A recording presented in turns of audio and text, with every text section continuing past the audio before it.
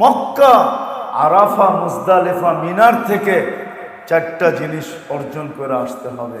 কোরবানি, ইসমাইল, ইব্রাহিম, ইসমাইল, হাজেরা আলাইহিমুস সালাম, এদের কোরবানি মক্কার থেকে অর্জন করতে হবে।